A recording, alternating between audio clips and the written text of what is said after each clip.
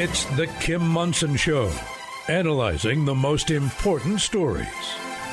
An early childhood taxing district? What on earth is that? The latest in politics and world affairs. I don't think that we should be passing legislation that is so complicated that people kind of throw up their hands and say, I can't understand that.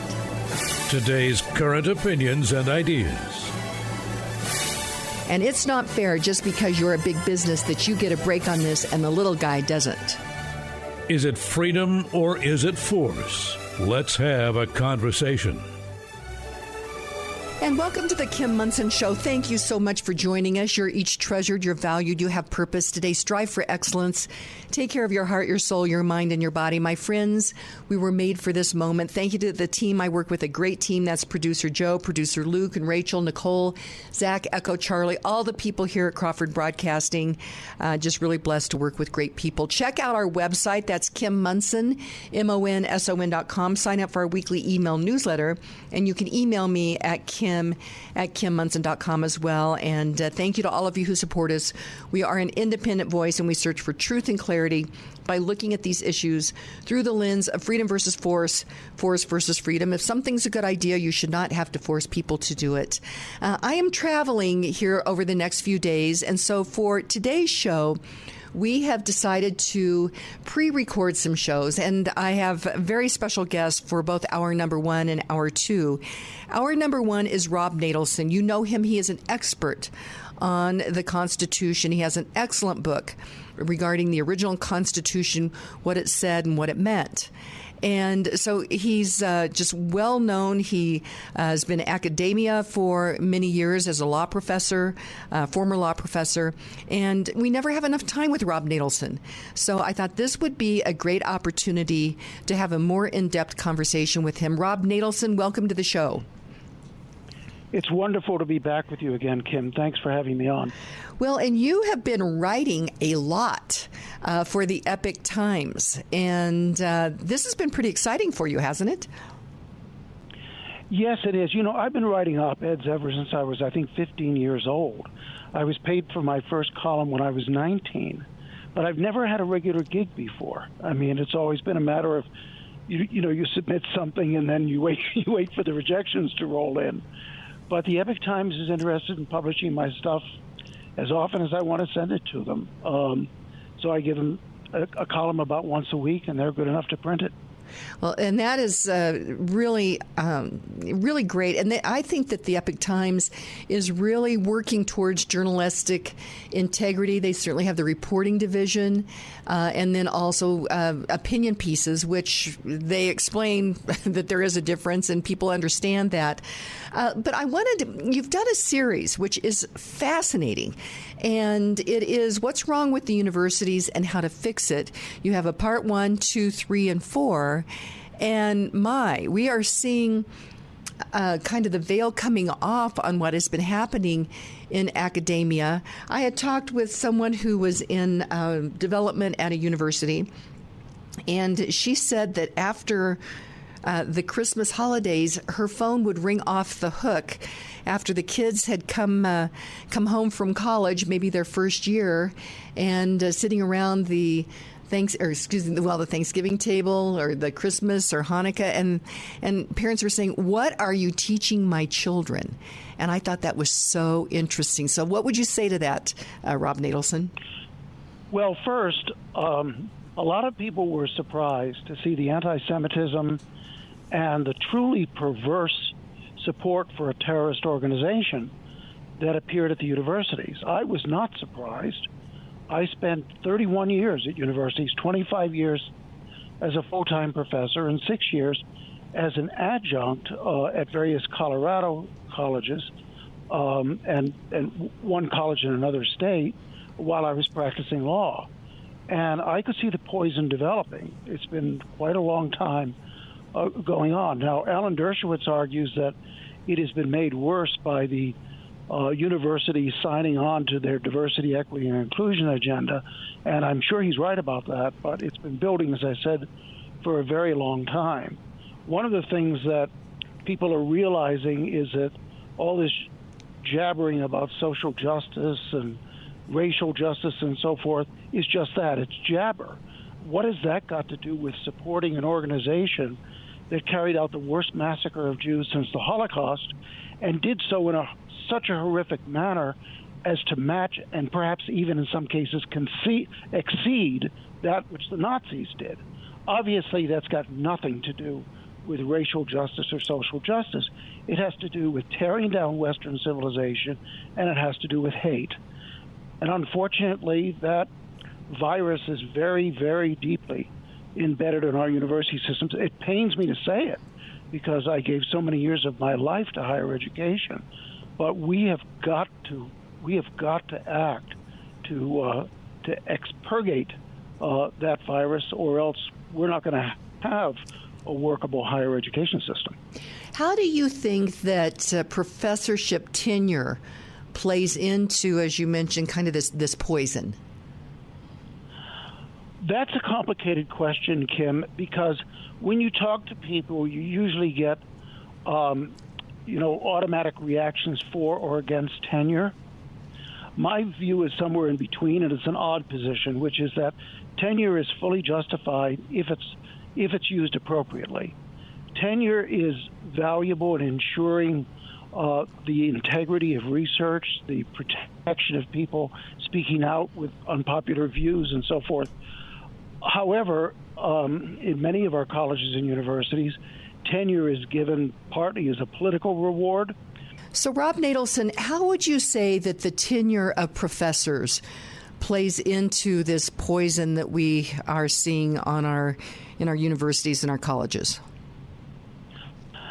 Well, Kim, when you talk about tenure, you tend to get responses that are wholly one way or another. Tenure is absolutely necessary or tenure is useless. And my own view is somewhere in between. I think tenure is appropriate when it's properly used. It's appropriate because it protects professors who do controversial research, who express controversial views. It's not appropriate when it's given out partly as a political reward or where there really are no standards for tenure. We've seen cases, for example, at the University of Colorado, where a professor whose work was obviously substandard wound up getting tenure and holding it for many years because he pretended to be an Indian. And when I applied for tenure, there were not too many Republicans on our faculty, but two of us applied for tenure at the same time. So what they did is they changed the tenure standards to make them more difficult. Fortunately, both of us qualified anyway. But if it's appropriately and honestly applied, it's valuable. Now, what has happened, of course, is that given the political poison in the universities, tenure goes to people who really don't deserve it, who really don't do research, who are there for political purposes. And if they don't do good research before tenure, they don't do it after. They spend their time agitating and trying to tear things down. And so in that respect, tenure can aggravate the situation. So as you are writing these series for the Epoch Times regarding how, what is happening. So explain, okay, I'm a mom and I'm a mom and dad. They want to send their kids to college so that they, the perception used to be kids go to college, they get out, they get a good job, it's good for their lives, they have better earning opportunities. That's not so much the case anymore, but yet I think people still think that. And it used to be that families would save to send kids to college. Kids would earn scholarships. With the whole student loan debt thing, that changes the dynamics as well. How would you address all that, Rob Natelson? The number one priority, and I realize this is a difficult one to accomplish, is to get the federal government out of higher education. The federal government has had a corrupting effect on federal education, on higher education, in several ways, and I'll address the issue, for example, of student loans in a second. I received an email today from a former medical school professor at a leading medical school in the area of pathology, and one of the points he made was that science has become corrupted at the universities. That at many universities, you've got an inside group that's funded by the federal government. They've got a particular orthodoxy. that they promote because that's the federal orthodoxy, and then they try to suppress everybody else. When I was at the University of Montana, I developed a kind of a pseudo-French maxim based on the famous French maxim, cherchez la femme, look for the woman. My maxim was cherchez le federal program. That is to say, if there was something really stupid that was going on or that didn't make any sense, there was probably federal money behind it. Now, the student loan program aggravated this enormously by encouraging a lot of people to go to college. I mean, you're giving teenagers free money, or what appears to be free money. It encourages a lot of people who go to college who really shouldn't go to college. As a result of the demand, the universities jack their tuition up. They add all kinds of needless staff, including diversity, affirmative action, equity type staff, which increase the leftward movement of the university. They add professors in kind of questionable disciplines like queer studies, and which again further moves the university to the left. And eventually, you've got universities that are just echo chambers for extreme left-wing ideology. The federal government also, as suggested by my correspondent, who was the pathology professor, they corrupt research, and so higher education and politics really don't mix. The top priority has to be to terminate all federal programs involving higher education, except maybe in the case of a few defense contracts where it's clearly necessary for carrying out a power that the federal government receives under the Constitution. But if those contracts are terminated, then that gravy train of federal money goes away. And so yes, this will be difficult to do. Orthodoxy, right. It is difficult to do. It may require an Article 5 convention to amend the Constitution to do it, but it's imperative, because otherwise what we're going to be, the universities are just going to become as well, they're going to remain poison factories, and that does nobody any good. The other thing is that there's an economic issue here. When you've got a lot of students going to college for whom that is really not the best choice, either they should be getting jobs or should be going to trade school or whatever. When you do that, you've got this large class of people who are dead weight on the economy. They're not really producing for the economy. The students who are in college and those unnecessary professors who are teaching them, they could be doing something productive for the benefit of all of us. It's also politically destructive, because what you've got is this huge political center which is distorting the American political scene. I mean, some people ask, why did President Biden try to forgive all that student debt, which really amounted to passing that student debt onto people who work for a living? And the answer is it's a political payoff. The universities serve as powerful bastions for garnering votes for the National Democratic Party. That's a distorting effect on American politics. So as hard as it's going to be to get the federal government away from education, it is absolutely imperative that it be done.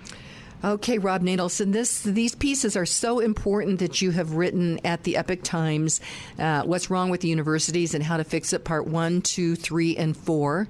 And so we're going to continue the conversation with Rob Natelson. He is the author of the book, The Original Constitution, What It Actually Said and Meant. And we get to do this because we have great sponsors. One of those is Hooters Restaurants. And they have 5 locations: Loveland, Aurora, Lone Tree, Westminster, and Colorado Springs. Lunch specials Monday through Friday. I do love their fish and chips. And also Wednesdays are Wings Day. You buy 20 wings, you get an additional 10 for free. How I got to know them: it is a big story about freedom and free markets and capitalism. And PBIs, those politicians, bureaucrats, and interested parties that are trying to bump up against free markets and capitalism. So again, Hooters Restaurants, great partner of the show. And then the Roger Mangan State Farm Insurance Team does great work. They want you to feel safe and well served and to understand your insurance coverage. And know their office will respond to your call or text 24 hours a day. For that 24-hour peace of mind, call Roger Mangan at 303-795-8855. Like a good neighbor, Roger Mangan's team is there. Rosie's doing it. So is Yvonne. Same with Lori. Michelle's been at it since February of last year. Jody started the year before that. And guess what? They're all saving by doing so. What's that? Oh, the doing part? They're using the Drive Safe and Save app from State Farm. Then they're saving up to 30% and more on their auto insurance. How about you? Are you ready to get at it and save? Call Roger Mangan State Farm Insurance at 303-795-8855. Don't delay. Call Roger Mangan State Farm Insurance at 303-795-8855 today. Focused and wise marketing is essential for your success, especially during tough economic times. If you love The Kim Monson Show, strive for excellence and understand the importance of engaging in the battle of ideas that is raging in America, then talk with Kim about partnership, sponsorship opportunities. Email Kim at kimmonson.com.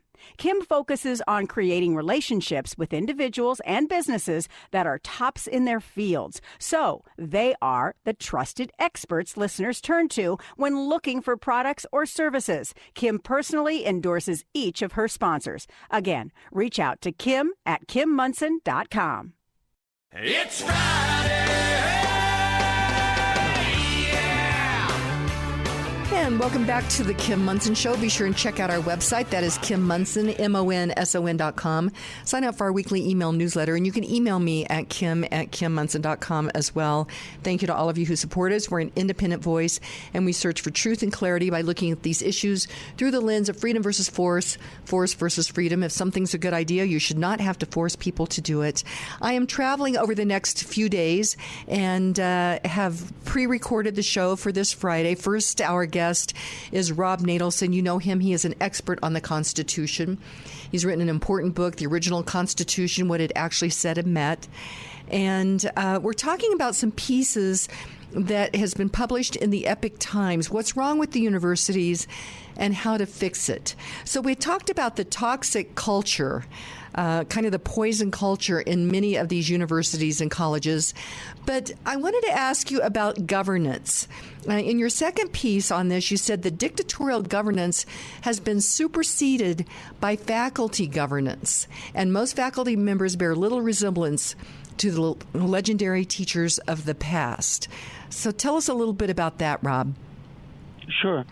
In the first installment, I said, let's look at the university model. Get together a bunch of adolescent and post-adolescent kids, highly charged with hormones, put them all in one place, have them live together, often in co-ed dorms, sprinkle in a few grown-ups, but people who have no training in human psychology or in human behavior, who themselves are often resentful of the outside world. Add to that a bunch of administrators who just want to keep their job, where nobody can really make a decision. And I ask, given that situation, what could possibly go wrong? And the answer is everything could go wrong. And by the way, of course, you've also got radical political activists who come into this toxic soup in order to take advantage of it. So I then mentioned there have been traditionally two ways of governing universities. One is kind of the dictatorial top-down measure, and the other is faculty governance. And until recently, we mostly had university dictators. Not a very good system, but at least they were able usually to maintain control of this toxic mix. But when you went to faculty governance, and the faculty itself didn't really, measure up in many ways to the legendary faculty members of the past, well, they can't control the mass. In fact, they're kind of intimidated by it. And so the governance problem at universities, or the governance defects at universities, tends to make things worse. I wanted to emphasize also that I don't advocate dictatorial governance, and I gave a story of how a very distinguished lawyer I knew when he was a law student was told by the dean of the law school, you better not work for a particular political candidate I don't like, or I'll throw you out of the law school. I mean, that's not a very good model. That's not a very good model either. So really, the model itself has to be changed. What universities are themselves has to be changed, not just how we govern them. And what would you recommend that we change it to? Well, I believe in decentralization and what's called organic growth. In other words, allow things to happen naturally. One thing we need to do, and I mentioned taking federal money out of the mix, but we also need to privatize universities where we possibly can. There's no reason for law schools, for example. I worked at a law school. There's no reason for law schools to be run by the government. Law is a very well-paying job. Students should pay their own freight if they're going to be lawyers and not charge hardworking people who are going to earn less than them for the charge of their education. And the same thing is true of other vocational and professional schools. They really should be privatized. Secondly, large state universities should be broken up into their constituent campuses, made self-governing, and allowed to compete with each other. Distance learning is something that a lot of people talk about. It has its advantages. It has its disadvantages. One of its advantages, frankly, is anything you can do to avoid a concentration such as of young people, such as I mentioned, all in one place, is actually a good thing. I point out also that sports are misused at universities. That when you root for the University of Colorado Buffs, for example, you may be rooting for a team that most of whose members really don't come from Colorado, and it's kind of a quasi-professional team that's used to try to raise money from donors. And so and one other I'll mention. There were several others in the article. I'll mention one other, and that is that state officials and local officials have to enforce the law. There has been kind of an unspoken view that universities should somehow be free of the laws that apply to the rest of us. So you got a bunch of thugs who take over a building or shout down everybody else and violate everybody else's rights. The idea is, the campus authorities should handle themselves. The problem is the campus authorities don't handle everything themselves, and those people whose rights are violated have the right to have them protected. And so one of the recommendations I make is the law should be enforced on the university campuses just like it's enforced everywhere else. Well, that does make sense. So this brings up another question that it's not only on universities and colleges, but also in America, and that is free speech. And I was talking with someone, this was regarding a campaign. It was for a school district that had two different tax increases on the ballot. And at the very last minute, apparently the school district designated an area on at least one of the campuses as free speech, and then immediately put up election information in favor of these tax increases. Now, those of us that were opposed, I guess if we would have known about it, we could have been in that free speech zone as well. But I don't think that's truly American, that we have to have free speech zones. No, one of the early points I make at the articles is that there is this myth out there that universities traditionally were about free discussion and, the free exchange of ideas, et cetera, et cetera. Actually, I point out historically, if you look at universities' history, dated back to the Middle Ages, they have mostly been centers of orthodoxy and intolerance. And the notion of the university as a place for the open exchange of ideas is really, it's been true in some times and places, but it's not the dominant history of universities. And universities have been very, very strong in promoting particular political views. I mean, when I saw it when I was at Cornell University. There was some mass demonstrations going on against the Vietnam War, and Cornell University basically closed down classes so that students could go demonstrate against the war. I mean, here you have a university effectively taking a position. Similarly, the university was giving academic credit for people who went out and did various projects, including publishing a Trotskyite communist newspaper. So universities are very, very deeply involved in politics. When I was at the University of Montana, there was a tax referendum which came up every 10 years, and the universities were active in promoting that. And so that's kind of what they do. I don't think there's a way ultimately to prevent that. What you can do is you can minimize it through the other things I suggest, but it's absolutely imperative that dissenters have their right of free speech protected. Even if the university is out there pushing a particular point of view, dissenters should have the right to dissent from that and to do so actively and loudly, especially on state campuses. Well, so I want to, I think, go back to something, and that you mentioned the sports team, and that there have been people that have graduated from different universities and colleges. They've gone on to be quite successful. They've liked to give money to their university. They like the sports team. They like the tailgating. They like all that. What would you say to that? Well, I would say don't give a dime to your university. I mean, unless it's a highly unusual one. And even if you earmark that money for certain purposes, they'll find a way to misappropriate it. The University of Colorado is a great example. The campus is almost all left-wing, so a group of conservative donors said, well, we'll establish kind of a center for conservative thought.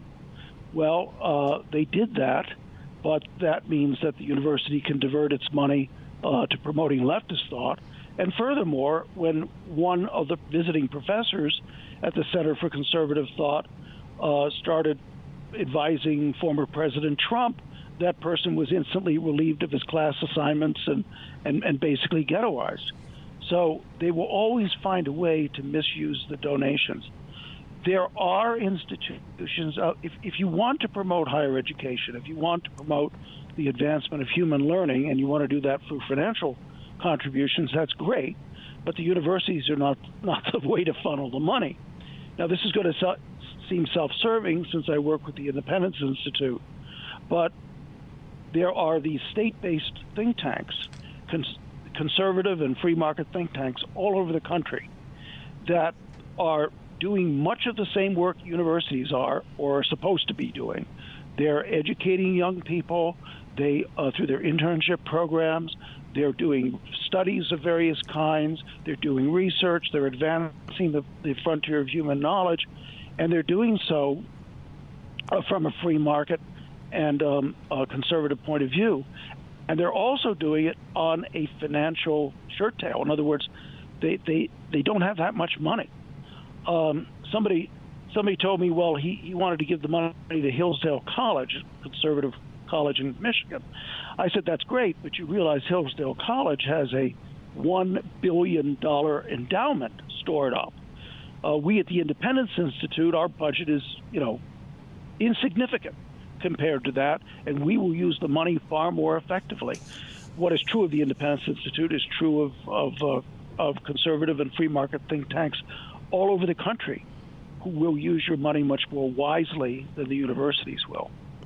Well, and I think that's very important, that people need to really think about where their money goes, and certainly to be donating to different colleges and universities that then are teaching children. I mean, this was my same experience with one of my kids. Came home from CSU political science, espousing the value of one world government with 9 judges. That, Rob, is what got me involved in everything. And I'm thinking, I'm working my tail off to pay professors to teach that crap, if you will. And I ended up, I did an intervention. We got through all that. But I'm like, who was the one that was really not very smart here? And that was me, for working my tail off to pay people to be teaching that kind of stuff. And so that was my own personal experience. Kim, we had a very similar situation with I'm not going to identify the person, but with a family member of ours who went to the University of Denver, came from a conservative family, located elsewhere, good values, outstanding young person, came out ideologically and ruined as to character as well. That was the University of Denver, and the University of Denver's typical, I think. Any intervention to bring that person back, or is that still the situation? No, that person is now out living a lifestyle that I certainly would not think would be consistent with God's values. Okay.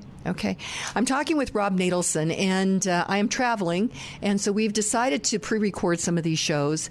And Rob Natelson, we never have enough time with him, so I thought, this will be great. We'll do the whole hour. And we get to do this because we have amazing sponsors. One of those great sponsors is Karen Levine. There are always opportunities in changing markets, and the metro real estate market is no exception. That is why you need to work with seasoned RE/MAX Alliance realtor Karen Levine when you buy your home, sell your home, consider the opportunities of a new build, or explore investment properties. Rising interest rates are spurring creativity, innovation, and opportunity in the real estate and mortgage markets. Kim Munson highly recommends award-winning RE/MAX realtor Karen Levine. Call Karen Levine today at 303-877-7516 for answers to all your real estate questions. That's 303-877-7516. Boson Law fights for clients who've been injured or family members who have lost a loved one due to the careless, reckless, or wrongful conduct of others. Whether injured in a car accident, suffered an injury due to a product or bad pharmaceutical drug, or need help fighting for medical care and benefits following an accident at work, don't go it alone and uninformed. Boson Law is the law firm you need in your corner. Time is of the essence with any personal injury claim. Call 303-999-9999 to schedule your complimentary consultation. That number again is 303-999-9999. Call now. You'd like to get in touch with one of the sponsors of The Kim Munson Show, but you can't remember their phone contact or website information. Find a full list of advertising partners on Kim's website, KimMunson.com. That's Kim, MONSON.com. It's finally Friday, I'm free again. I got my motor running for a while. And welcome back to the Kim Munson Show. Be sure and check out our website. That is Kim Munson, MONSON.com. Sign up for our weekly email newsletter. And you can email me at kim@kimmunson.com as well. Thank you to all of you who support us. We're an independent voice, and we search for truth and clarity by looking at these issues through the lens of freedom versus force, force versus freedom. If something's a good idea, you should not have to force people to do it. Did want to mention that you go over to our website, aclimateconversation.com, and you can actually view our documentary there. It is a very thoughtful questioning, Socratic questioning of these different issues regarding climate and just having an honest conversation about it.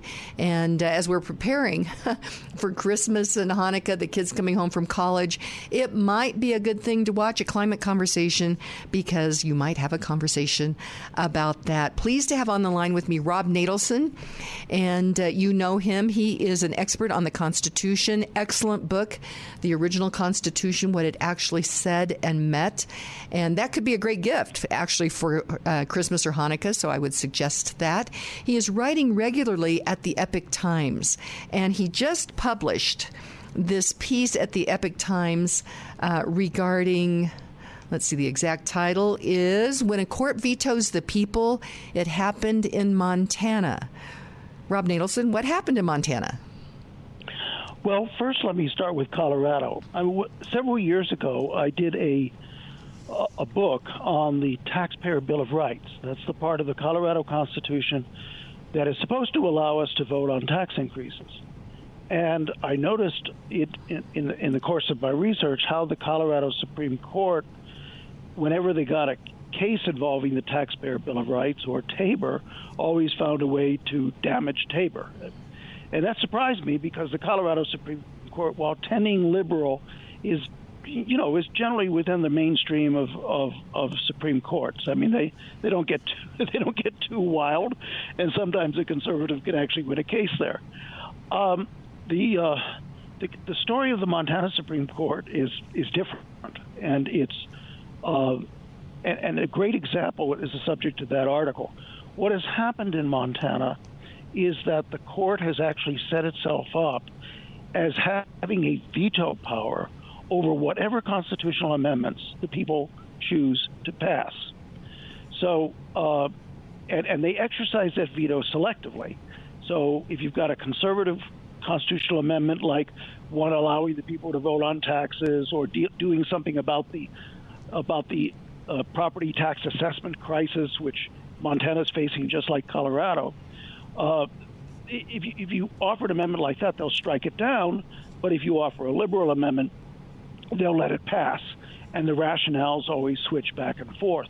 Well, this is a scary development because a primary limit or control on a judiciary is the ability of the people to amend the Constitution. We've had several cases, for example, in United States history, where the Supreme Court issued an opinion. It was a widespread view that opinion was wrong, and so we passed constitutional amendments overriding it. And that has happened in many states, too. So, but when you have a case where the Supreme Court says, if you try to overrule us or you try to adopt a constitutional amendment we don't like, we're just going to strike it down, you have a problem. Montana is traditionally not a particularly conservative state, but it has become a conservative state recently, and the Supreme Court has remained to the left of liberal. And so what they're trying to do is they're trying to essentially prevent the voters from getting their way. And that's an unfortunate proposition.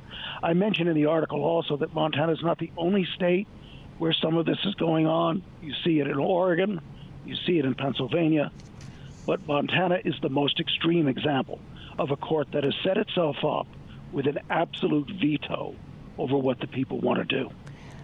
Wow. And so what's going to happen with this, do you think, Rob Natelson? That's a good question. I've been commissioned by the Frontier Institute, which is the Independence Institute's sister organization in Montana, to do an analysis of the court.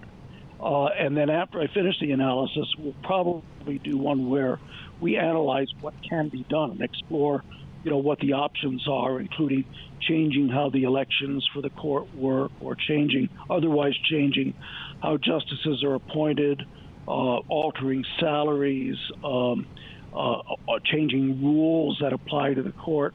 So I don't have a whole set of recommendations to make yet, but we'll be gathering the experience of Montana and also the experience of other states to find out what works and what doesn't work. I think one thing that doesn't work is the Colorado system, where you've got retention elections, there's no party designation, and judges just get retained all the time, no matter how dreadful their records are. So we're probably not going to recommend the Colorado model, but there are models in other states that work better. Okay, I'm writing down all these different questions. So first question, the Colorado model, it is, well, you said dreadful. It is very difficult. I do a voter's guide each election cycle, and I consistently hear from listeners, what about these judges? And it's difficult to get information on them. Here's the thing about this. Almost everybody doesn't like political parties. I mean, we get really fed up with political parties. And so when people in a state like Colorado or Montana say, we're going to elect our judges, but we're going to do it by nonpartisan election, the automatic reaction is, that's a good idea to keep the party politics out of it. What it really does, Kim, is it prevents information from getting to the voters. Because if the parties have a nominee, then they can tell you why that person should be elected, and the other party can tell you why that person should not be elected. You've got a free exchange of information. So as much as we all like to bash political parties, they serve this valuable purpose of providing information to the voters, and the voters can sort it out. But nonpartisan elections, what they do is they stop up that information. They really don't make the process apolitical. The process remains political, okay? But it's political behind closed doors so that nobody but the insiders know what the politics are. So what you see on the ballot is Judge Smith. You don't know whether Judge Smith is a liberal or a Democrat, has a good judicial record.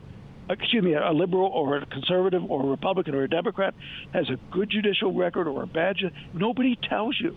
And the lawyers usually won't tell you publicly because they're subject to the discipline of the state Supreme Court. So I suspect that some of our suggestions will involve partisan elections, and I think that which, by the way, have long worked in some states. New York built the finest judiciary in the country on partisan elections with certain safeguards. So they probably involve partisan elections, and it might involve also taking lawyer discipline away from the highest court in the state so that lawyers are not afraid to speak out about whatever problems that they happen to see. Okay, well, and we've seen, actually, I think I know from the 90s, maybe even before, there was a movement by the radical activist leftists here in America to actually start to really influence which judges got on the bench and the judiciary. And it took me a while to connect the dots on that, Rob Natelson. Yeah, the dots to be connected are when the courts became political, they became subject to political activity. And the political activity in nonpartisan elections goes on behind the scenes, or at least you don't really notice it. So, for example, in the Montana elections, basically the Montana Trial Lawyers Association, that is the plaintiff's bar, this is a little bit of an overstatement, but it gets the point across. They basically bought the court. They put together vast amounts of money, and then when somebody was up for re-election, they would promote that person and bash the opponent. And the political parties were not permitted to say anything in response because it was a nonpartisan election and they weren't allowed to advertise on the issue. So nonpartisan elections enable political interests, whether they be of the left or the right, to better capture particular court seats. So, again, at some point, maybe next year, after I finish my second report to the Frontier Institute, we can talk about the recommendations I have for Montana and then examine to what extent they can be applied in Colorado. By the way, my law license is in Colorado, okay, not in Montana. That's why I can do this so freely. When I start making my recommendations in Colorado, I might have to start looking over my shoulder. And boy, that's a whole nother question, though, and that is the bar and then taking away attorneys' licenses or threatening to do that if they take a certain stand. What do you say to that? I mean, we've seen two examples of this. One is in Montana, where the Attorney General of the state objected very strongly to the overreaching by the state Supreme Court, and an agency of the state Supreme Court has responded by hitting the Attorney General with ethics complaints and essentially threatening to pull his license. On a national level, we've seen this with John Eastman, who was an attorney he's not just an attorney, he was actually one of the nation's leading constitutional scholars and a law school dean. He advised the Trump campaign during the dispute over the 2020 election, and he now finds himself threatened with California authorities yanking his license away from him.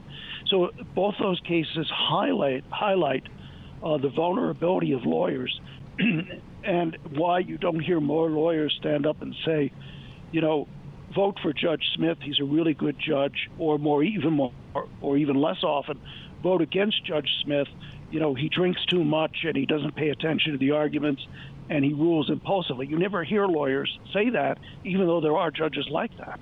And the reason they don't, of course, is they're afraid because their clients are going to be in Judge Smith's court and because their license is controlled by the judicial system. So, quick question. Should we get rid of licensure for attorneys? I don't think so, but I think what we should get rid of is the notion that you have to go to an American Bar Association approved law school in order to get a license. I think that you should be allowed to clerk in a law firm, which is what we did in this country for most of our history. You should be allowed to clerk for a law firm to learn your law, and then take the bar exam to prove your capability. That bar exam should be tough, and it should focus on the state law. But I don't think we should do away with licensing altogether. I'm not that libertarian. And I would apply this also to physicians and others because the risks of incompetence are simply too great. If somebody's an incompetent cake designer, you lose the cake. If somebody is an incompetent lawyer, you can lose all your property. You can wind up in jail. So I think the licensure is important. But I think the licensure has to be put in some agency, maybe separate from the state Supreme Court, so that lawyers have a little bit more freedom in criticizing the courts. Okay. I'm talking with Rob Natelson. He is an expert on the courts, on the Constitution. I did want to mention the USMC Memorial Foundation. They are raising money for the remodel of the Marine Memorial out at 6th and Colfax. Now that we are into Christmas and Hanukkah season, a great gift would be to purchase a brick that will be on one of the pathways of service to honor your loved one's military service. And you will receive a beautiful certificate. It is a lovely gift and would highly recommend that you check that out. You can do that by going to usmcmemorialfoundation.org. That's usmcmemorialfoundation.org. Another great sponsor of the show is Lauren Levy. If you are 62 or older, a reverse mortgage could be a great tool regarding retirement and estate planning. It is essential to understand the process. Lauren Levy with Polygon Financial Group has nearly 20 years in the mortgage industry and has the experience to answer your questions.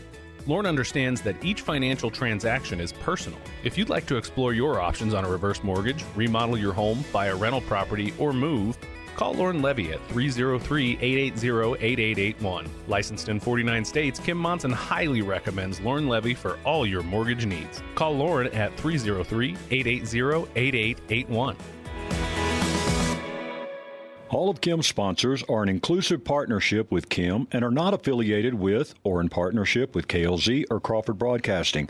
If you would like to support the work of the Kim Monson Show and grow your business, contact Kim at her website, kimmonson.com. That's Kim Monson, MONSON.com. Franktown Firearms staff and customers alike are concerned with your safety and ability to shoot well, and that comes from the sense of community that they foster at their shop. The staff doesn't work on commissions from sales, so there won't be any pressure to buy what you don't need. They host events like Ladies' Night every first Friday and a Tactical Fun Night every third Friday because they value their community and they understand that selling the most expensive product doesn't help you learn to shoot. Your money goes further at Franktown because they'd rather you to be self-sufficient with what you already own and be proficient in using it. If you're looking for a range and shop that can take you to the next level in your self-defense training, learn how to shoot in realistic scenarios from instructors who have been there, done that. Then look no further than Franktown Firearms. Go to klzradio.com/Franktown. Franktown Firearms, where friends are made. It's Friday, gotta get down on Friday. And welcome back to the Kim Monson Show. Check out our website. That is Kim Monson, MONSON.com. Sign up for our weekly email newsletter. And you can email me at kim@kimmonson.com as well. And we are getting into Christmas, Hanukkah season. Great gift. Another great gift suggestion is the Medal of Honor quote book that you can purchase at the Center for American Values. And it has quotes from many of our Medal of Honor recipients, and it is so inspirational. And I'd highly recommend that you get the book, and then with your children, your grandchildren, choose some of these different Medal of Honor recipients and learn about their lives. It will truly, I think, change the trajectory of some of the things that we're concerned about in our country. On the line with me is Rob Natelson. He is an expert on the Constitution, on the judiciary as well. His very important book is The Original Constitution, What It Actually Said and Meant. And so that's also a great gift for Christmas or Hanukkah as well. Rob Natelson, I've got some questions about the Supreme Court, but I have a question that's been percolating. I just realized you're the perfect person to ask that. And that is through the Prop HH ballot question. I had Douglas Bruce on the show, who is the architect of TABOR, Colorado's Taxpayers' Bill of Rights. And one of the things that he said to me is, Kim, how do you change an amendment to the Constitution? I'm like, oh, an amendment to the Constitution. So, Rob Natelson, all of these de-taboring and de-brucing things that have occurred in Colorado since the passage of TABOR seems like it's unconstitutional. So I have listeners that reach out and they say, why isn't there something that happens in the court on that? What would you say to them? Well, I actually touched on this earlier, Kim. We have a line of decisions in the Colorado Supreme Court and to a slightly lesser extent in the Colorado Court of Appeals that are anti-TABOR decisions. and they've simply gutted Tabor. They've make Tabor say things different from what it says. So, for example, Tabor says that when you interpret a law or a tax under the Taxpayer Bill of Rights, you always apply the interpretation, in cases of doubt, you apply the interpretation that most limits the growth of government. Supreme Court of Colorado doesn't do that. It says, well, no, actually, we're going to say that a law is constitutional unless it's proved unconstitutional beyond a reasonable doubt. Well, that's a different standard than the one prescribed. So they basically just ignore the one prescribed. Another good example is that under Tabor, so-called debrucing, I don't like that term. It's a term that allows a government to spend more than Tabor would allow. Supposedly, a vote to permit that was supposed to expire at the end of 4 years. So if, for example, you live in the city of Lakewood, as I do, and the city of Lakewood said, we'd like 4 years of additional spending, can we have it? We could vote yes. But then at the end of 4 years, we get to reconsider that. The Colorado Court of Appeals ruled that once you have a vote like that, it's permanent. And in fact, the Colorado Supreme Court said if such a vote occurred even before Tabor, it acts after Tabor. And so Tabor's been largely gutted by the courts. Now, the friends of the Taxpayer Bill of Rights, the usual solution that they have had is to litigate. And the result is, of course, they lose case after case after case, and they make the situation worse. I recommended 6 years ago when I first looked into this that what they really need to do is they need to run a series of voter initiatives. And, you're going to have to educate the population on this. You're not going to win simply by putting it on the ballot. You run a series of voting initiatives saying to the people, look, you voted for Tabor. The court has made some wrong decisions. We need to restore what you voted for. So please vote for Proposition JJ or whatever it is to correct the situation.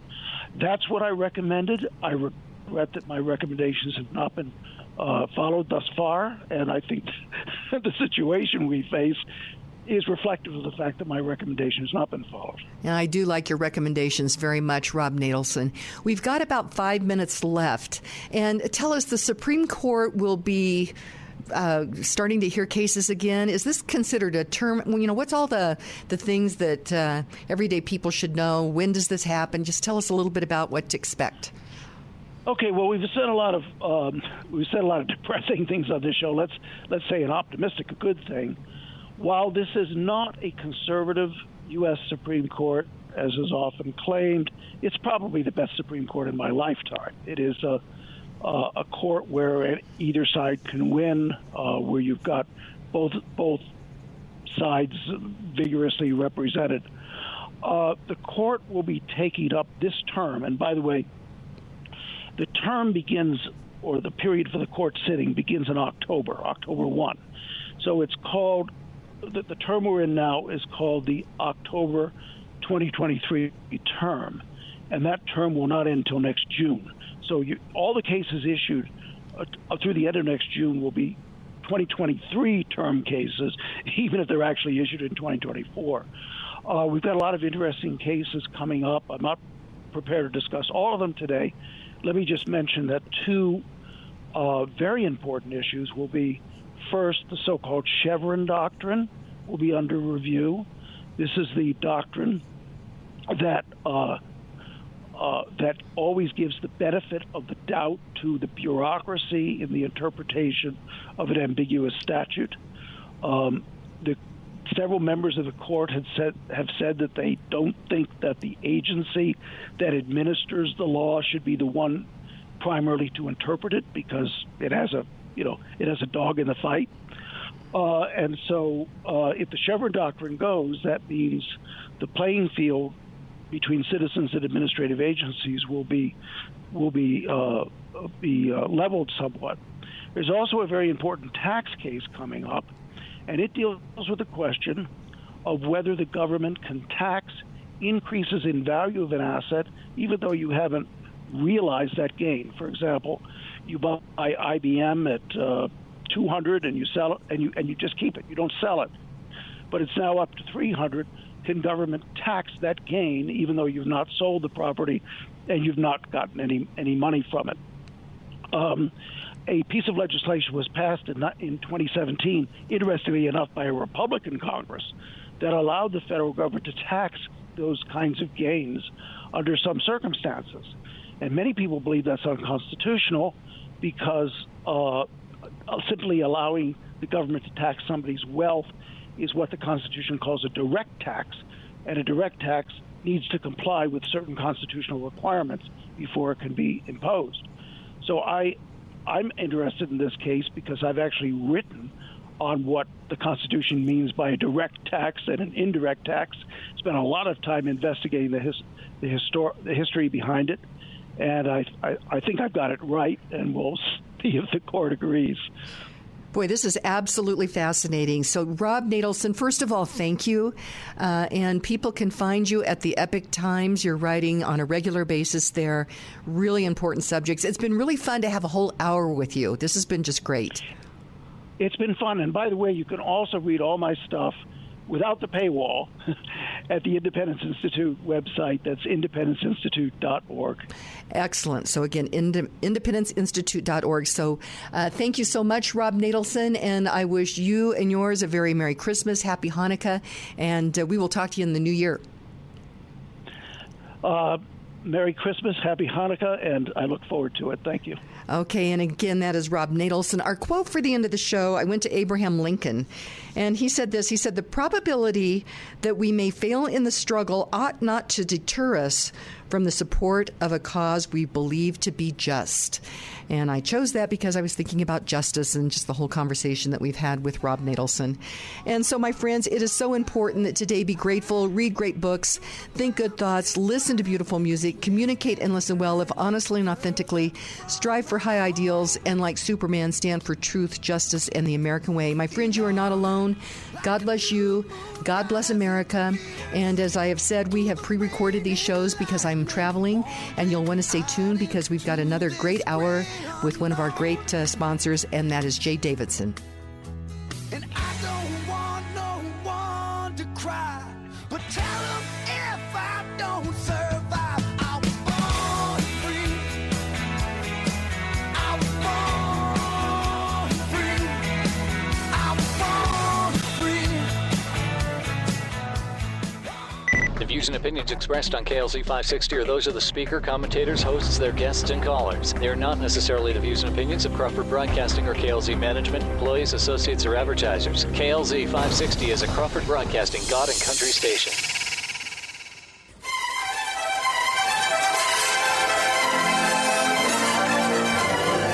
It's the Kim Monson Show, analyzing the most important stories.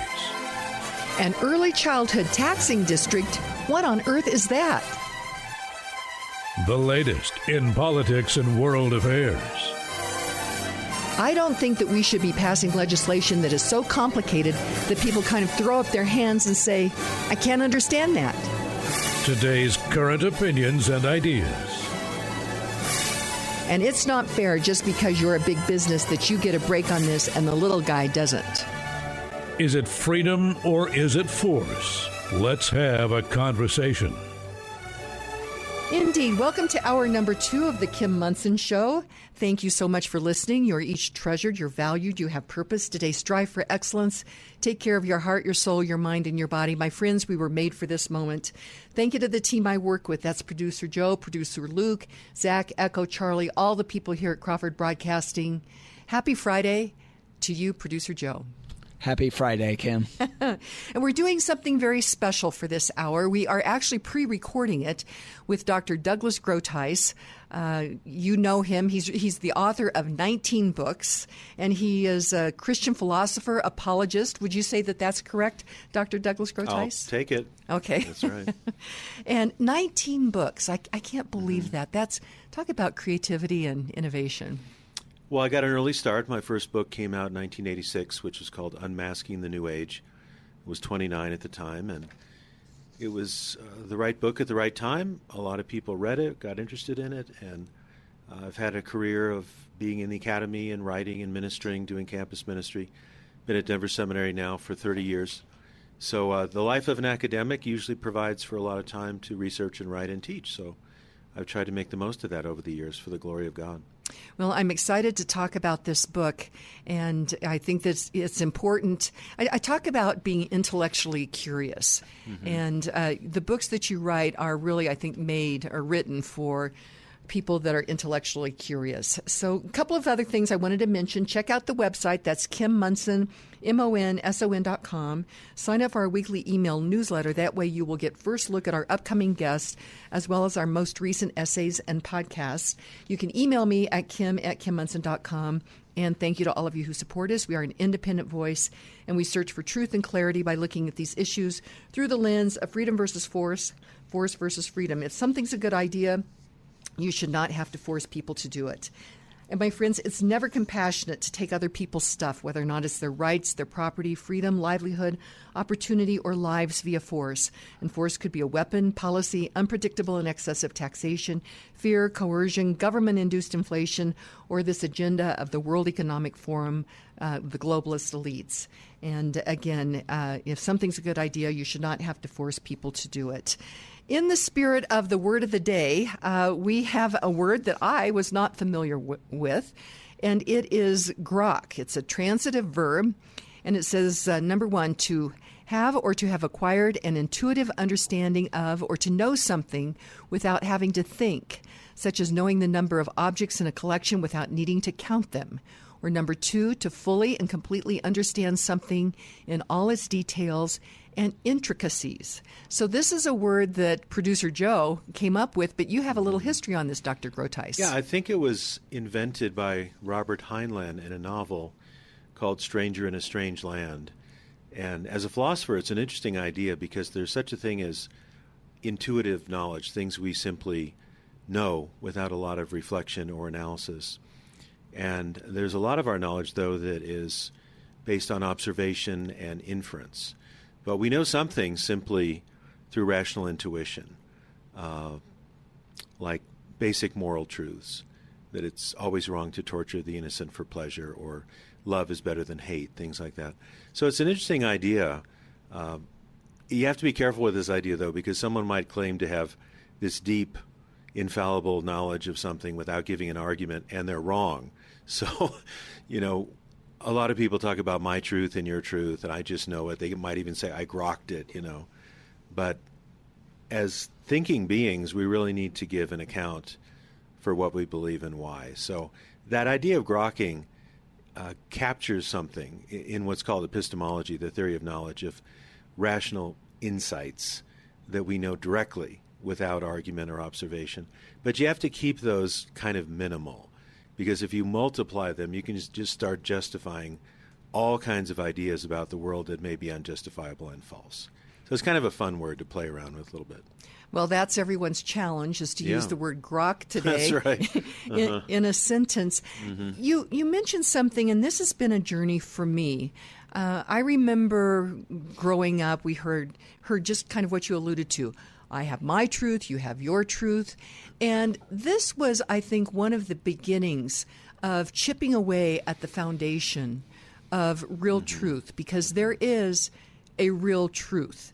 And we're seeing that now play out in 2023 America and our world, where there doesn't seem to be a foundation on some of these different issues out there. Well, it is foundational. I wrote a book many years ago called Truth Decay, and I was worried about the concept of truth losing its meaning and salience, with people saying that truth is relative to communities or to races or to gender. And my argument there was that a statement is true as if it corresponds to reality, and you don't get to determine what is true. You could discover what's true, you could defend what's true, but truth is not pigmented. Truth is not black or white or gray or brown or red or anything else. A statement is true if it connects and matches and corresponds to reality. So it could be very simple, like I'm 66 years old, which is true. It could be something very profound, like the Bible is the Word of God. Well, defending the claim the Bible is the true and living Word of God will take more work intellectually and will be challenged, more than my statement that I'm 66, although I've been told I don't look a day over 64.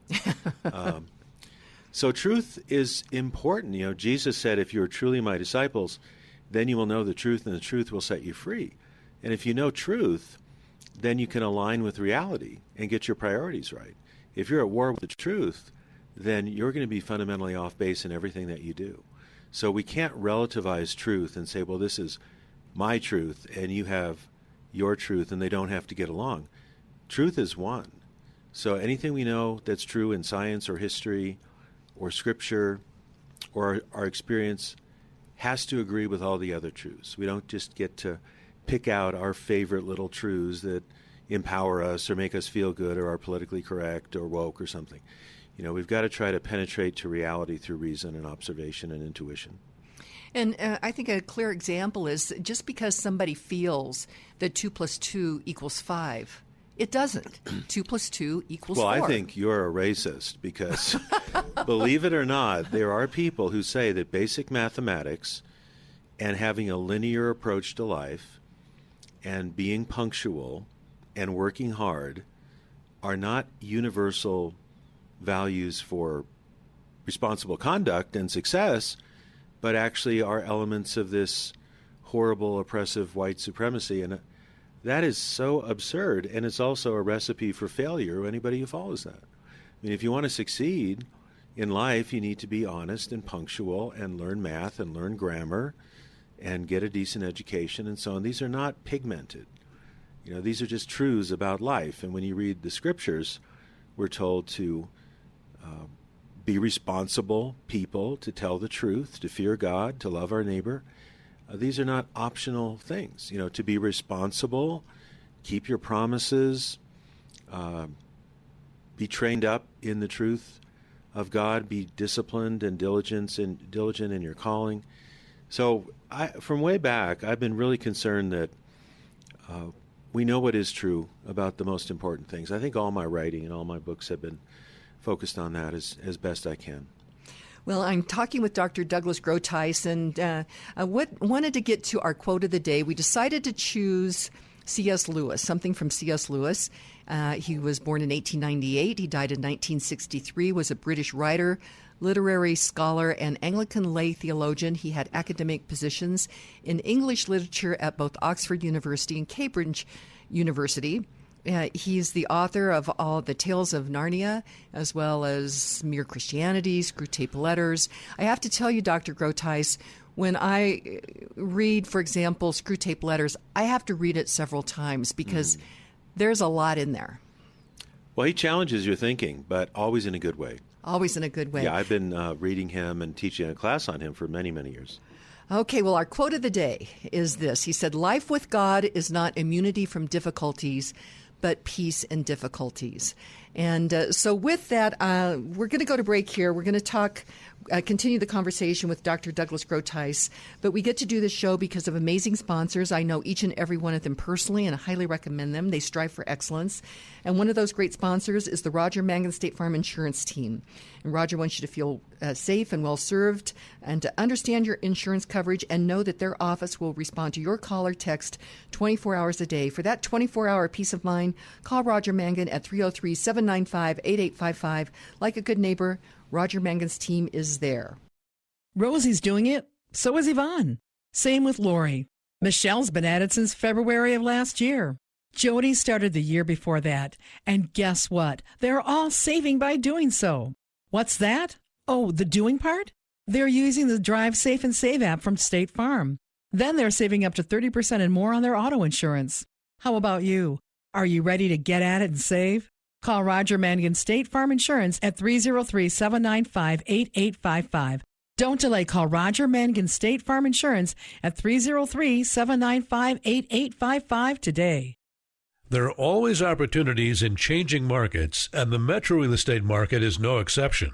That is why you need to work with seasoned RE/MAX Alliance realtor Karen Levine when you buy your home, sell your home, consider the opportunities of a new build, or explore investment properties. Rising interest rates are spurring creativity, innovation, and opportunity in the real estate and mortgage markets. Kim Munson highly recommends award-winning RE/MAX realtor Karen Levine. Call Karen Levine today at 303-877-7516 for answers to all your real estate questions. That's 303-877-7516. You'd like to get in touch with one of the sponsors of The Kim Monson Show, but you can't remember their phone contact or website information. Find a full list of advertising partners on Kim's website, kimmonson.com. That's Kim, MONSON.com. It's Friday.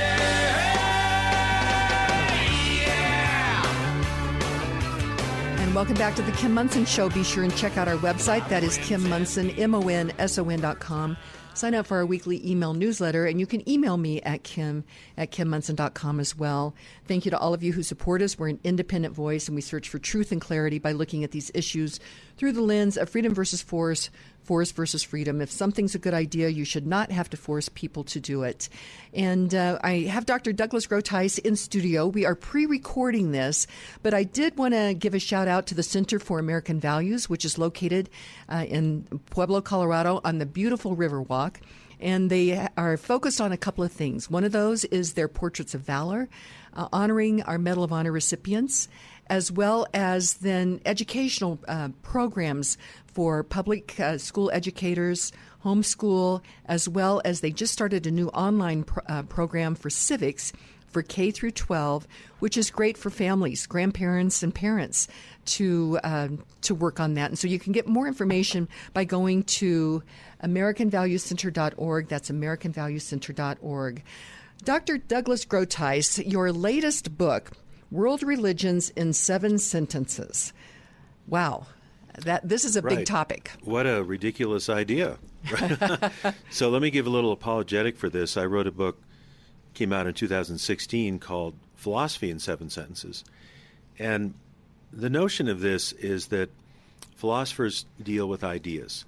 So you can find books out there with the pairing of numbers and objects about big topics like the history of the world in 6 glasses, or you've probably seen those kind of books.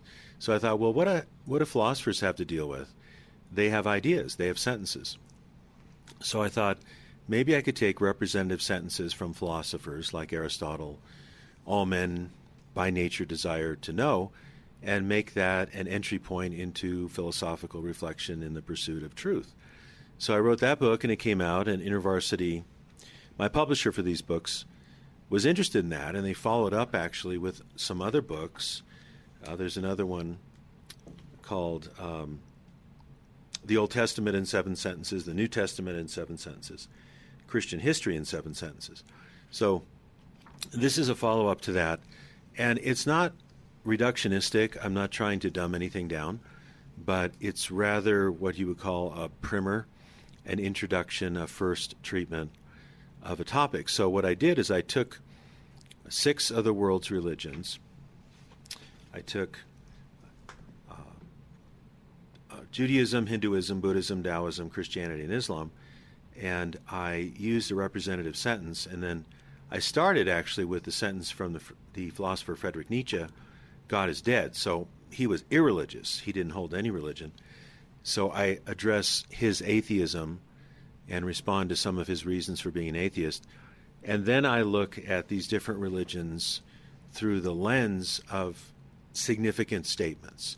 So I'm not saying that you can reduce Judaism to one sentence. You can reduce Christianity or any of the other religions to one sentence. It's more like an entry point, like a first step into it. Okay. So that's the MO of the book, so to speak. Question, because I was having lunch with a friend of mine recently, and I realized I did not give her a good explanation because I don't think I totally understand it. What is the difference between atheist and agnostic? Yes, an atheist is someone who denies that there is a God. That's putting it negatively. Putting it positively, atheists emphasize the natural world, the material world. So atheists are naturalists. They are not supernaturalists. C.S. Lewis has a very good discussion of this in the first chapters of his book, Miracles. An agnostic is someone who claims not to know. So it's from a word gnosis, which is Greek for knowledge, and then the negation. I don't know. So you can be agnostic about various topics because you feel you don't have an adequate basis of knowledge to make a decision about it. So an agnostic might also consider himself or herself a skeptic. That is, I have reasons to doubt the existence of God. Maybe there is a God, maybe there isn't. So this term was invented by, I believe it was Julian Huxley, maybe about 120 years ago, maybe more recently. It's kind of a fallback for a lot of people. They'll say, well, I'm non-committal on this subject. I can't positively claim to know there is no God. Neither do I affirm there is a God. But the functional result is you're not living to please and serve God, and you're not loving God with your heart, soul, strength, and mind, and your neighbor as yourself, which Jesus said was the greatest commandment. So an agnostic, could be what I call a soft agnostic. I don't know, maybe I could know. Maybe there is a God, maybe Christianity is true. Or a hard agnostic is in a worse place because the hard agnostic says, I don't know and nobody knows. It's an absolute ban of knowledge whether or not there is a God. And that's a very strong claim to make. And I think it's an unjustifiable claim to make because we have many good reasons to believe in the existence of God from science and philosophy and history and so on. So that's the basic difference. Okay. In my Christian faith, I've come up with something that I've called the 5 R's. Now, if I can remember that. And I think that actually it could be something that would be good for human relationships as well. But forgiveness is so important. Repentance is so important. So, first of all, I mean, you look at everyone out there. Christ redeemed, went to the cross for everyone. I find that pretty remarkable as I walk around and see all of us. We're, different sizes, shapes, colors, all that. And I think actually, Doug, that this is foundational to the American idea as well. When it goes when Jefferson says in the Declaration that we're all created equal, I think those two things connect. What do you think? Well, they do, and we could do a little comparative religion right here because I, of course, look at Christianity and I use as the statement where Jesus says, before Abraham was, I am. So Jesus is actually claiming to be divine. He's going back to God's name in Exodus 3 when God talks to Moses and Moses says, what is your name? And God says, I am who I am. And then recorded in John chapter 8, Jesus is in a dispute with religious leaders and he says, before Abraham existed, I am. And they know he's claiming to be God. That's a very strong claim. And they lost their minds on that one. They picked up stones to stone him. That was the end of the argument for them. And it wasn't his time to die. He had to go to the cross to atone for our sins. So he escaped.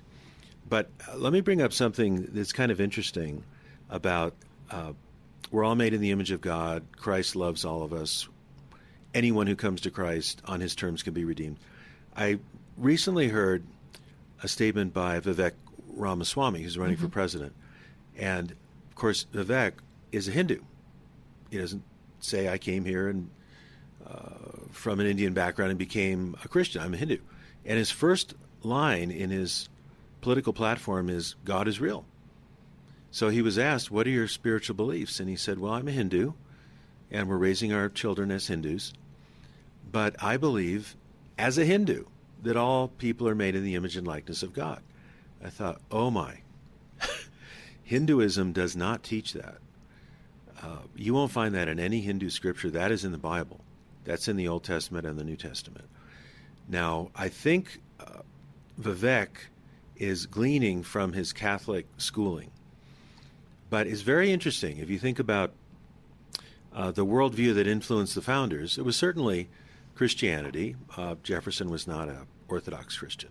But you have this idea that there's one God, and God created us in his image and likeness, although the Declaration doesn't say image and likeness, but it says created us and given us certain inalienable rights, life, liberty, and the pursuit of happiness, which really means the pursuit of virtue.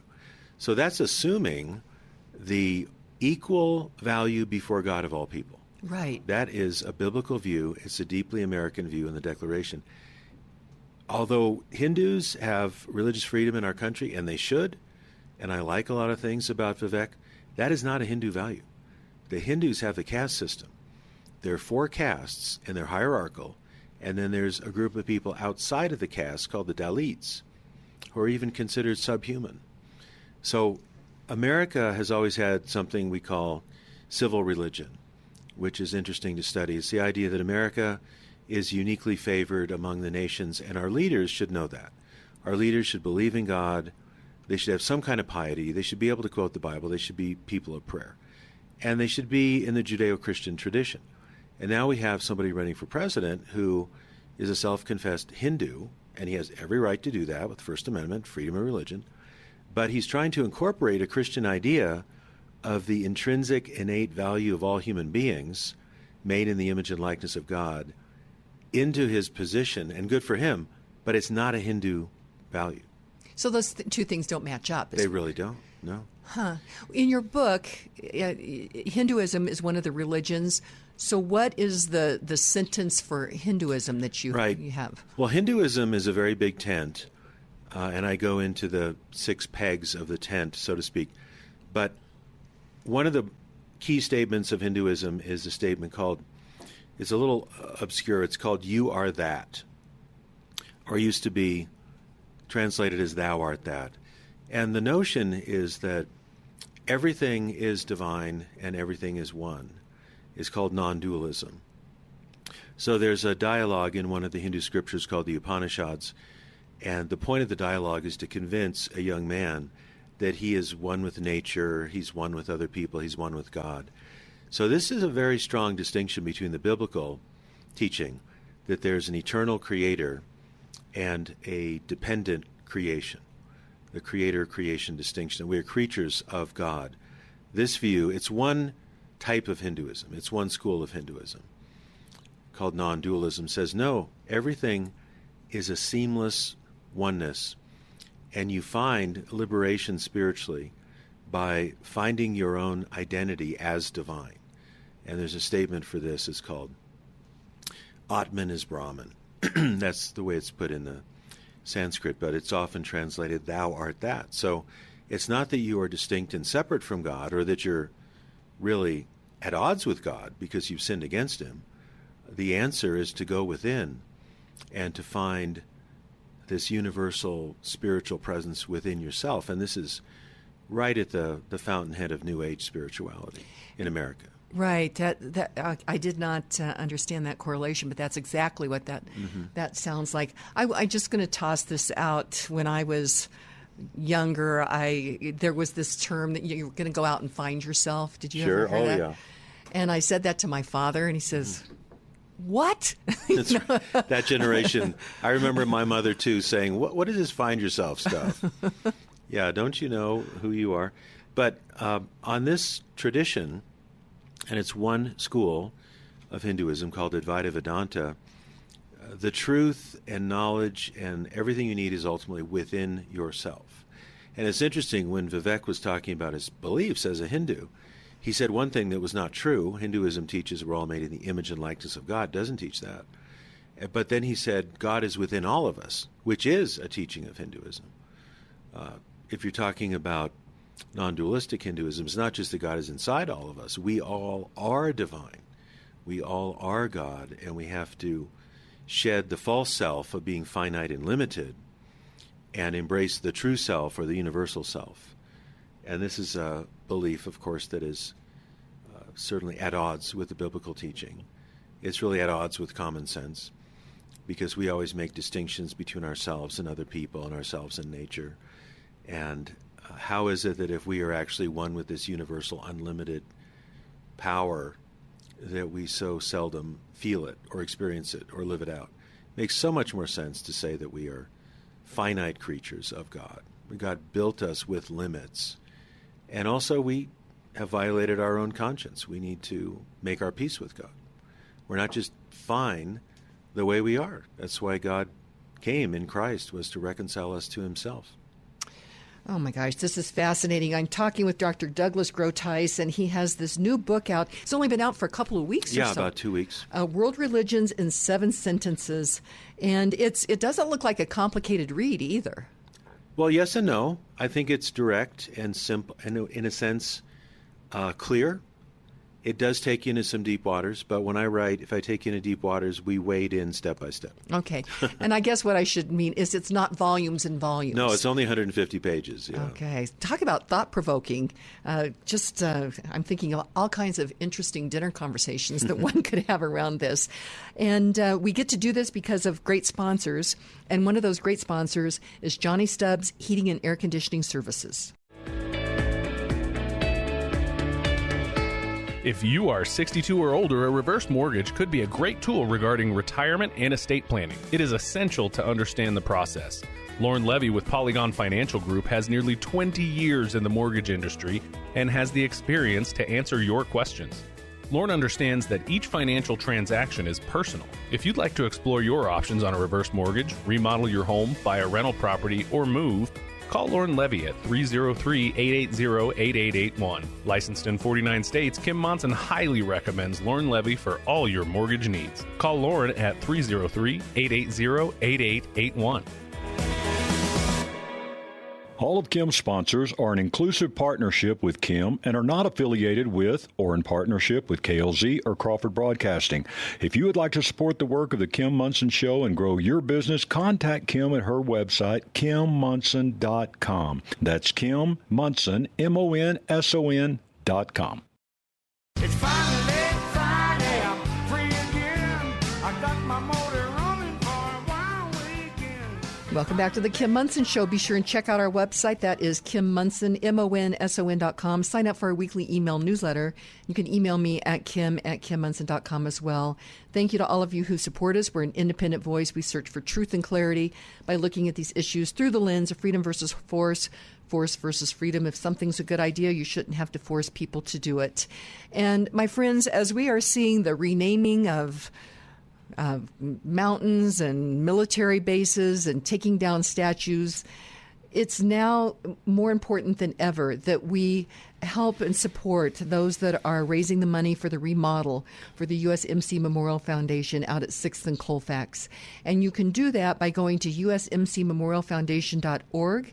That's usmcmemorialfoundation.org. But it's a way to say thank you and recognize those that have given their lives or have been willing to give their lives for our freedom. So again, that is usmcmemorialfoundation.org. We're doing something extremely special because this is such a big subject, and so we've pre-recorded this particular hour with Dr. Douglas Groothuis. He is a Christian philosopher, a Christian apologist, which that means in defense of. And his latest book, just out, hot off the press, is World Religions in 7 Sentences. So we've talked about Hinduism. Mm-hmm. What's the next one you'd like to talk about, Douglas? Well, it'd be good, I think, to go from Hinduism to Buddhism, because Buddhism follows Hinduism. And there was a man named Siddhartha Gautama who was in pursuit of enlightenment, and the Buddhist tradition teaches that he discovered enlightenment, and he ended up veering away from certain ideas in Hinduism. He continued to believe in reincarnation and karma, but he believed that the central truth of life is that life is suffering. So the 4 Noble Truths of Buddhism are, first, life is suffering. Second, suffering is caused by craving. Suffering is alleviated by alleviating craving. And there's a path of discipline called the Eightfold Path that can lead you to detach from the things of the world and eventually leave this world entirely behind and attain a state called nirvana, which is not anything like the Christian view of the new heavens and the new earth or anything like the Islamic view of paradise. It's a place free of desire, free of suffering. The Buddhists have a hard time actually saying what it is, but it's not a person, place, or thing. So it's an interesting lead, in your religion. The first point of your religion is life is suffering. And Buddhism has sometimes been called the ultimate no to existence. Now, this may sound strange to people because we hear so much about mindfulness now, which comes out of Buddhism. And the idea of mindfulness is to quiet and still the mind and properly direct the mind so that you're not anxious and you can become more loving and compassionate. Well, there may be some limited wisdom to that. But as a philosopher, what I want to do is get to the root of the religion. And the religion does not say, as Christianity says, that it's a good world that God created, but human beings fell into sin. We see that story in Genesis 1, 2, and 3. And that God can redeem the world. Not just redeem your thinking, but redeem your body. So I'm an Anglican, and we confess every week we believe in the resurrection of the body. We believe that because Christ came and lived for us and died for us and rose from the dead and ascended to heaven, he will one day come back and raise the dead and judge and purge and restore the universe. It's a very hopeful, but also very gritty vision. You know, the world has fallen into sin so severely that it took God himself to come to redeem us in the person of Christ. But that redemption includes both the mind and the body and the universe. So if there were no God, I could see how Buddhism would be attractive in a sense, because it says the world is just full of frustrations. You know, one way to put it is we have what we don't want and we don't have what we want. So we suffer. We get old. We get diseases. Our relationships go south. So one way of coping with this is just to stop caring so much, is to detach. So Buddhism is all about detaching and realizing that everything is impermanent. And so don't sink your life into things that are going to disappoint you. Well, that's a good lesson. But the biblical view of this, and you see this in the book of Ecclesiastes especially, is, yes, life under the sun is ephemeral. Things come and go. You're greeted with disappointment so often. But there is life above the sun, meaning God.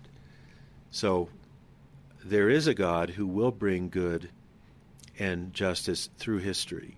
But it is a world of impermanence and struggles and suffering. But there's a final meaning. So the end of the book of Ecclesiastes says that we should fear God and keep his commandments because God will bring all things into account. And then the fuller story of that we have in the rest of Scripture, of the gospel message that God so loved the world he sent his only Son, that whoever believes on him might not perish but have everlasting life.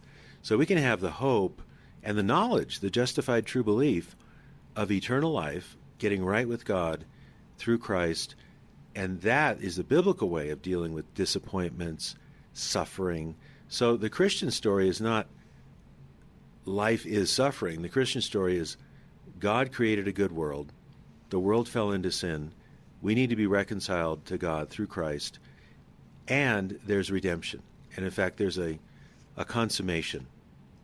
My first wife, Becky, passed away in 2018.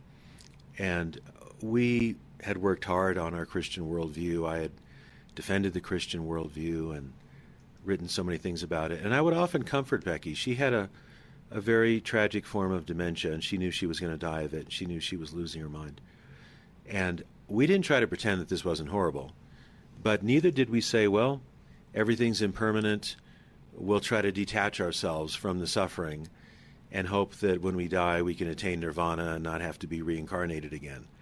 You know, we went to Scripture. We went to Revelation 21:22, new heavens and the new earth. This is after Christ comes again. And there's no curse, no tears, no suffering. And it's this wonderful image of a garden, a city, of beautiful restoration. And it's not just a happy thought to get you through a tough day. It's true. So if what we have in Scripture about the life, death, and resurrection and ascension of Jesus is true, we have tremendous historical evidence for that, then you can trust what Jesus said about the future. And he said, I go to prepare a place for you. And he is. And Rebecca went to be with the Lord in 2018. So suffering is really one of the key questions of human existence. And every worldview has to have some kind of response to suffering. The Buddhist view is we suffer, detach from it, and hope that eventually through spiritual discipline you can leave this wheel of suffering, or what's called the wheel of samsara. Mm-hmm. Life, death, more death. Buddhism has some insights about consciousness and not investing overly in things that pass away. I have to give Buddhism credit for that. But as the final story of what reality is and what human hope should be, it falls very short. Quick question. I think I've learned through my Christian faith that there is a difference between happy and joy. Mm-hmm. And what's your thoughts on that? Because I think you can be joyful even in suffering. Happy is more of and something from the outside, I think, that might be happening. So what do you think about that, Doug? Right. Well, I think the words are used somewhat interchangeably in Scripture, but there's certainly the reality that no matter how unpleasant your situation is, you can take heart that God loves you, God will work things out in the end. And even if you're confused and angry, you can bring that to God.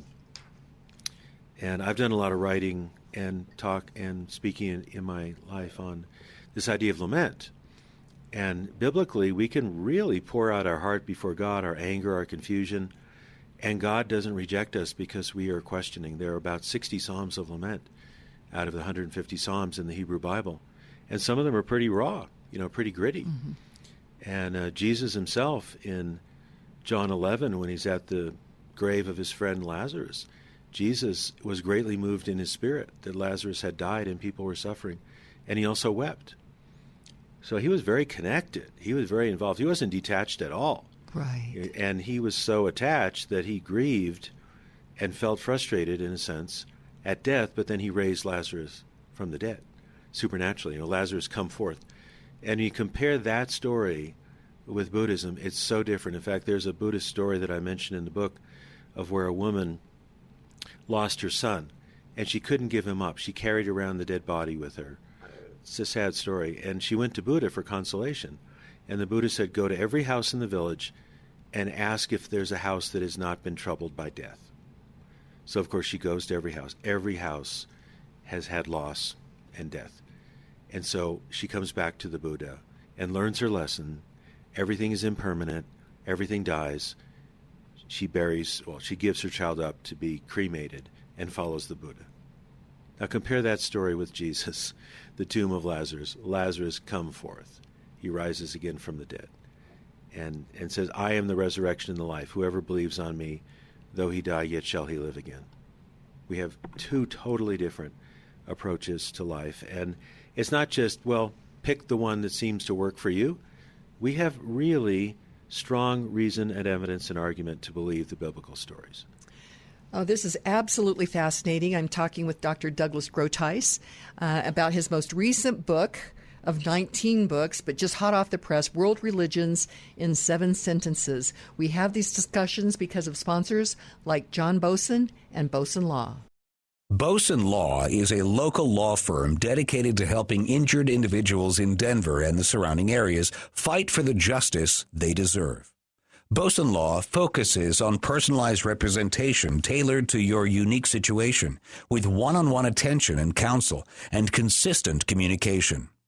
Boson Law personal injury attorneys have extensive trial experience and have successfully represented clients against the interests of powerful corporations, manufacturers, insurance companies, and government agencies. Contact Boson Law at 303-999-9999 for a complimentary in-person consultation. Again, that number is 303-999-9999. Call now at 303-999-9999.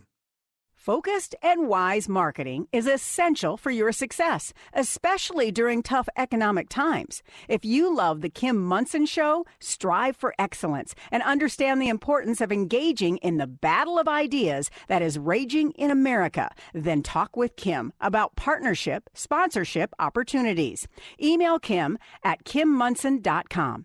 Kim focuses on creating relationships with individuals and businesses that are tops in their fields. So they are the trusted experts listeners turn to when looking for products or services. Kim personally endorses each of her sponsors. Again, reach out to Kim at kimmonson.com.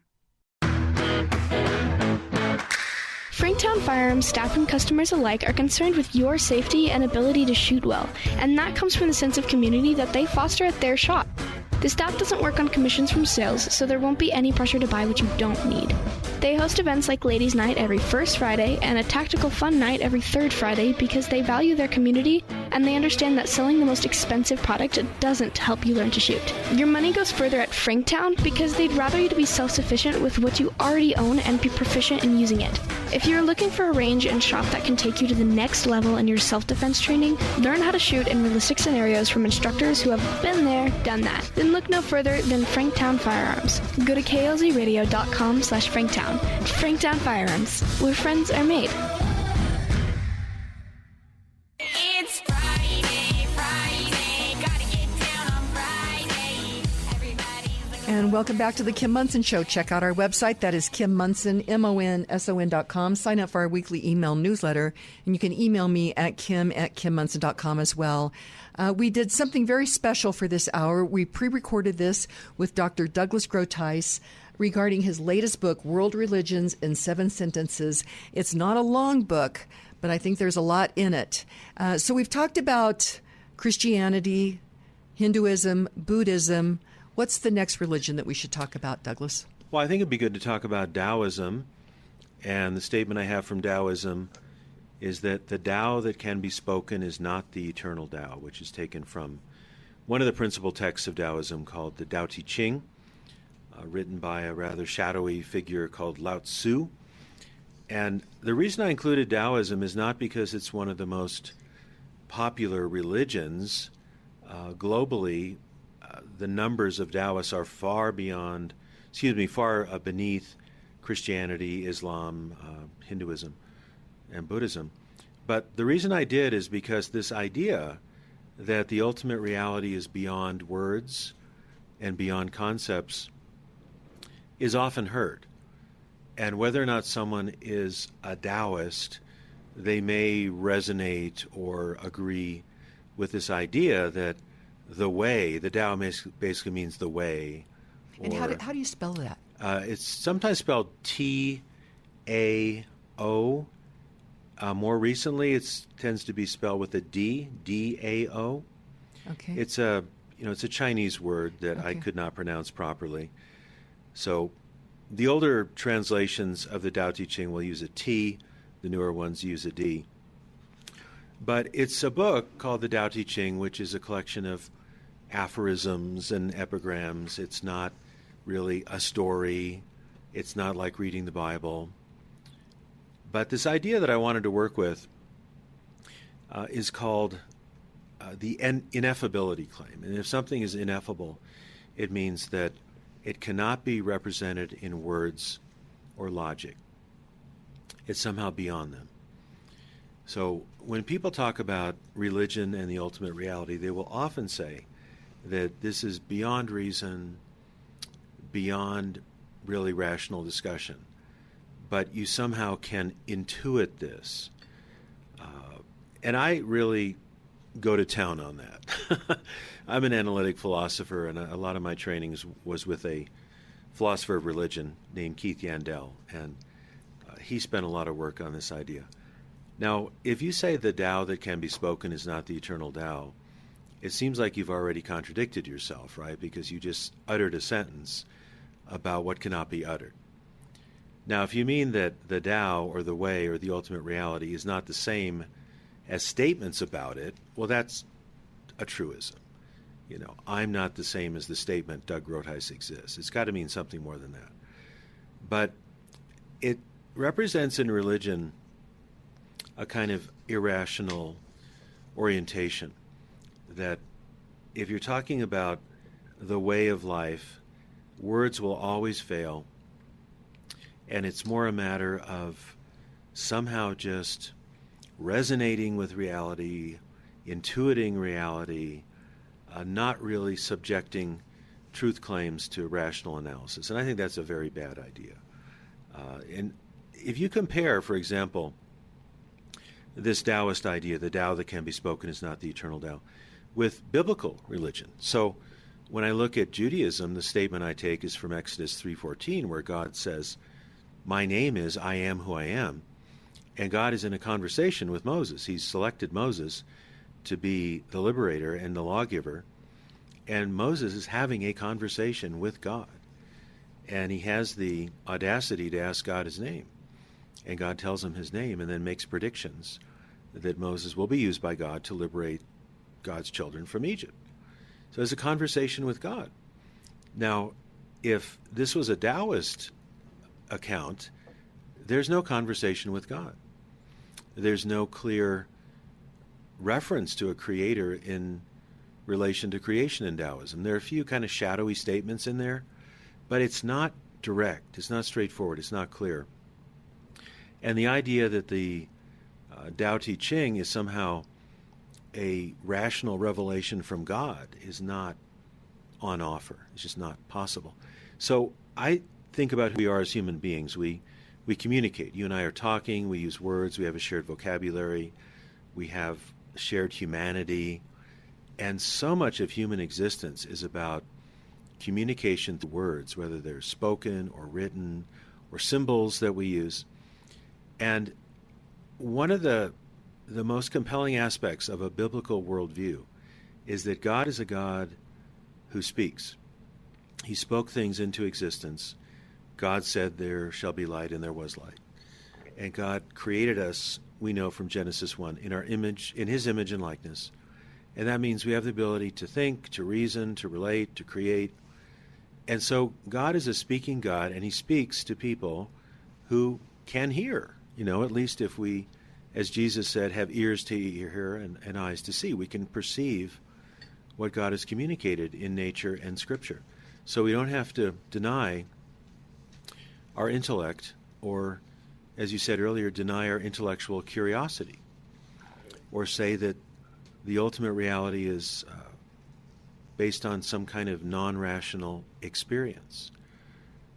So I find the Taoist approach to be very intellectually unsatisfying. You'll find a few quips in Taoism that you can resonate. Actually, if you have conservative political leanings, there are a few statements in Taoism about the lack of wisdom in big government and so on. You can find some nice statements here and there in Taoism. But this idea that the ultimate reality, the religious truth, is beyond words is, I think, self-defeating because you're using words to say it. And then it simply cuts off who God is and what God has said and what he's done in history. So we need knowledge to live well in everything, in economics, in medicine, in politics, and we, more than anything, need the knowledge of God because the fear of the Lord is the beginning of wisdom. And Jesus said the greatest commandment was to love God with your heart, soul, strength, and mind. And the second is like unto it, love your neighbor as yourself. So we don't want to just be lost in mystical sayings in our life. We need direction. We need to know who God is, the Ten Commandments, the gospel, the way of salvation. What does love mean? We need to know these things. And Taoism, as a philosophy of life, cuts that out. It denies the knowledge of the ultimate reality and substitutes these epigrams, aphorisms, instead of really being a revelation, a rational, intelligible revelation from God. It just doesn't have that as a category. Okay, we've got just a couple of minutes left. So how do you want to finish this up regarding your latest book here? Right. Well, it's both an introduction to world religions, and it's also a running argument for the truth of the biblical worldview. A couple of reviewers have said, well, you're pretending it's some kind of objective treatment, but you're really arguing for Christianity. Hey, you can do both. You can say what the religions teach. You can critique them logically. You can compare those other religions to Christianity and say, I've made an argument for the truth, rationality, and pertinence for Christianity in conversation with other worldviews. So tell me what you think. Yes, I have a perspective. I'm a committed follower of Christ, have been for 47 years, and I'm also a philosopher of religion who knows something about world religions. So this is a ongoing assessment of some of the world's religions with a logical critique and with a comparison of the different religions to Christianity, and I believe and argue that Christianity is rationally superior and existentially more pertinent to life. So I would love people to read it with an open mind, see if my arguments make any sense, and I hope that Christians will read it, because we live in a pluralistic world. You're going to be talking to Buddhists and Hindus and so on. We didn't talk about Islam, I think, at all, but as a major religion, we need to understand. And some people will say, well, Judaism, Christianity, and Islam are all based on the faith of Abraham, so we're Abrahamic faiths, so let's not get fussy about the differences among them. No, we need to, because there are differences. And in fact, Islam claims to be the successor of Christianity and Judaism, and that's something Christians need to challenge, which I do in the book. Well, and the book is World Religions in 7 Sentences by Dr. Douglas Groothuis. It seems to me like this would be a great book for book clubs and some great discussion on that. So, Douglas, it's been great having you in studio. Thank you so much. And our quote for the end of the show is C.S. Lewis. He says this: once people stop believing in God, the problem is not that they will believe in nothing. Rather, the problem is that they will believe in anything. So, my friends, today be grateful, read great books, think good thoughts, listen to beautiful music, communicate and listen well, live honestly and authentically, strive for high ideals, and like Superman, stand for truth, justice, and the American way. My friends, you are not alone. God bless you, and God bless America. And I don't want no one to cry, but tell them if I don't survive, I was born free. I was born free. I was born free. The views and opinions expressed on KLZ 560 are those of the speaker, commentators, hosts, their guests, and callers. They are not necessarily the views and opinions of Crawford Broadcasting or KLZ management, employees, associates, or advertisers. KLZ 560 is a Crawford Broadcasting God and Country station.